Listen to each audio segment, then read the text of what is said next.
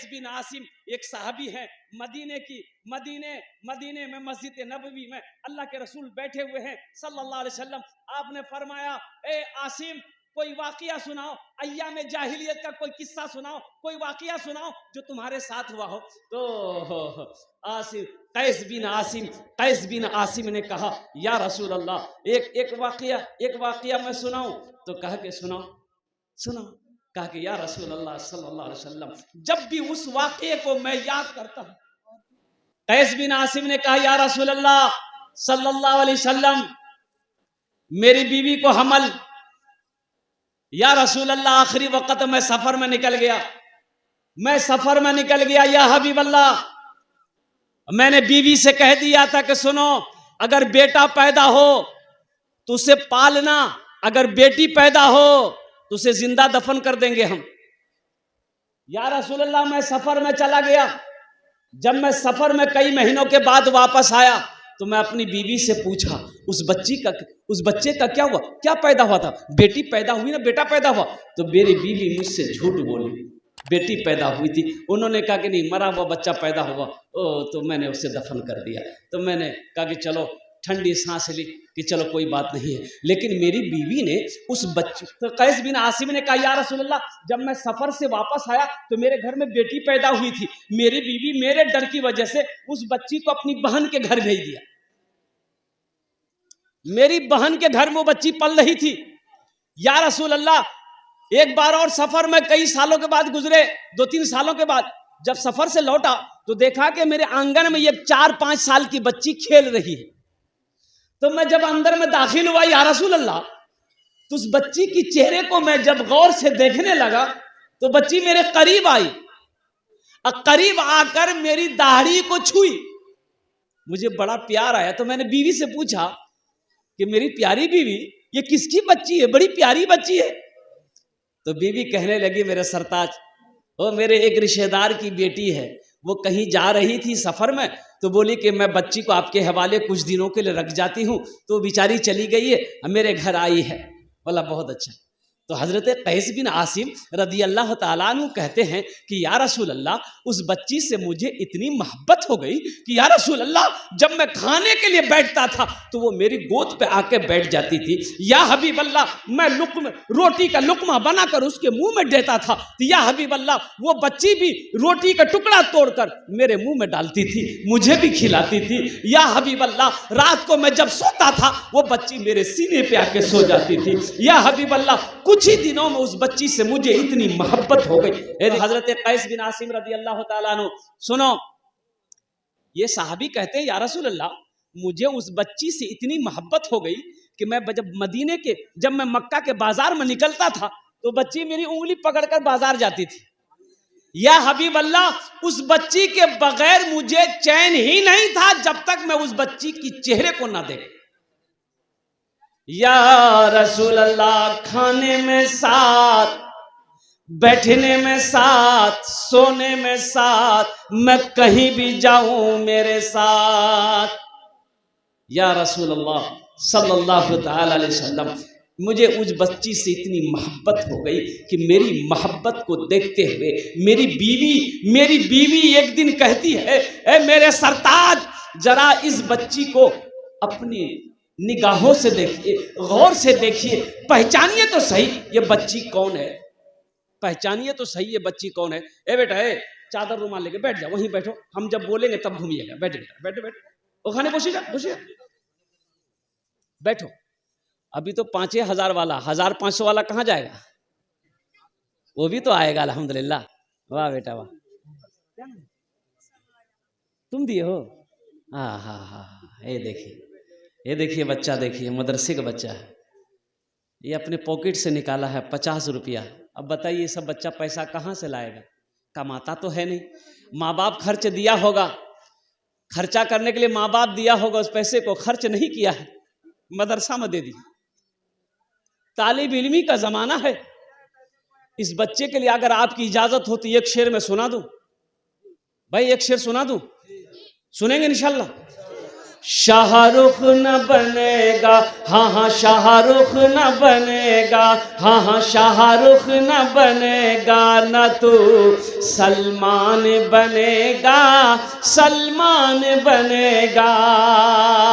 शाहरुख न बनेगा न तो शाहरुख न बनेगा, न तू सलमान बनेगा।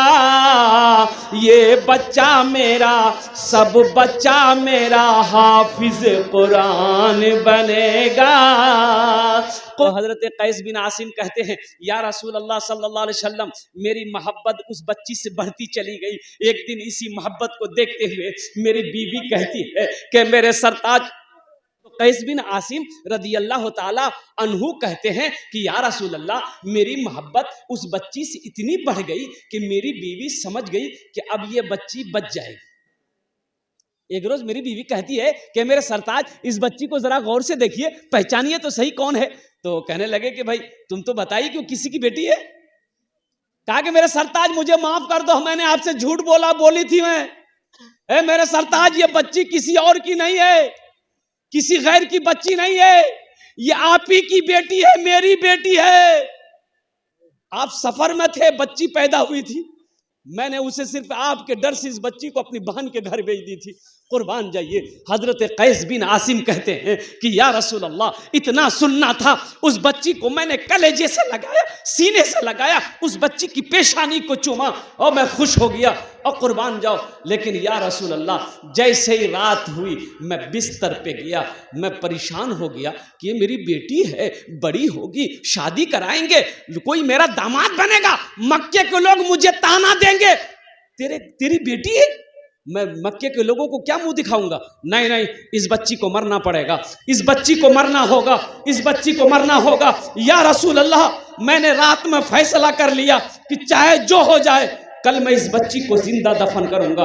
या हबीब अल्लाह, सुबह होती है, मैं नाश्ते के बाद अपनी बीवी से कहा कि इस बच्ची को गुस्ल दे दो, हम इसे बाजार लेकर जाएंगे, एक दोस्त से मुलाकात करवाने लेकर जाएंगे। या हबीब अल्लाह, मेरी बीवी खुश हो गई, उस बच्ची को गुस्ल दिया, बालों में तेल लगाया, नया कपड़ा पहनाया। या हबीब अल्लाह, ए आमिना के लाल,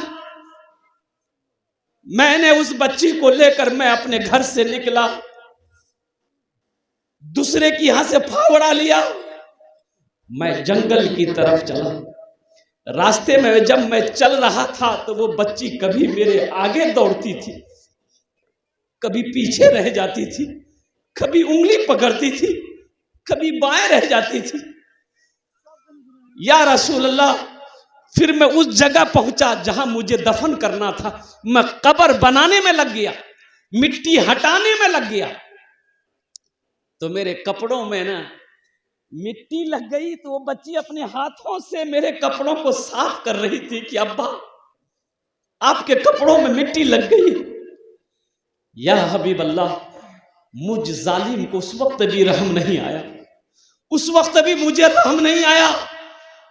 गड्ढा बन के तैयार हो गया। वो बच्ची पूछ रही कि अब्बा आप यहां क्या कर रहे हैं, यहां तो कोई है नहीं, फिर ये गड्ढा क्यों बना रहे हैं आप।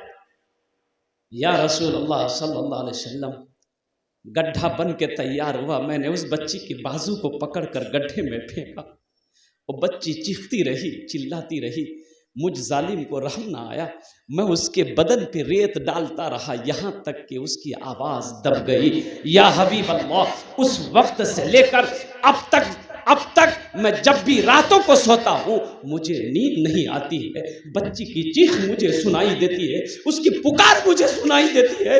अल्लाह के रसूल का रोते रोते बुरा हाल हो गया, हिचकी बन गई। अल्लाह के नबी इतना रोए कि दाढ़ी मुबारक तर हो गई। कुर्बान जाओ। हजरत उमर फारूक रदी अल्लाह ताला ने उस आदमी से कहा, भाई क्या तुमने सुना दिया, अल्लाह के नबी को तुमने रोला दिया। अल्लाह के रसूल ने फरमाया कि नहीं नहीं नहीं, अय्याम जाहिलियत का वाकया है, इसे सुनाने दो, इसके गुनाहों का ये कफारा है। जाओ कैस जाओ, तुमने इस्लाम कबूल कर लिया है, कलमा पढ़ लिया है, अल्लाह तेरे पिछले सारे गुनाहों को माफ फरमा।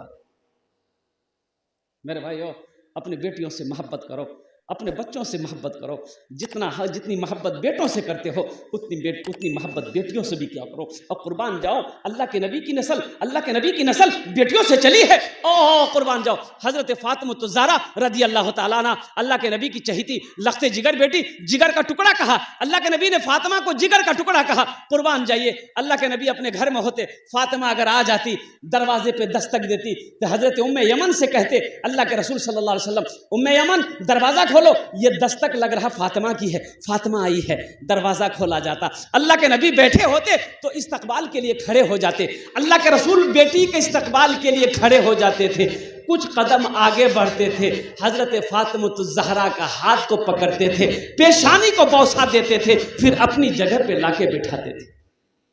बेटी को इज्जत दो, बेटियों को इज्जत दो मेरे भाइयों। अल्लाह अकबर कबीरा। अल्लाह के रसूल सल्लल्लाहु अलैहि वसल्लम ने इरशाद फरमाया कि अपनी बेटियों से मोहब्बत करो। मैं भी बेटियों वाला हूँ, तो मुअज़्ज़ज़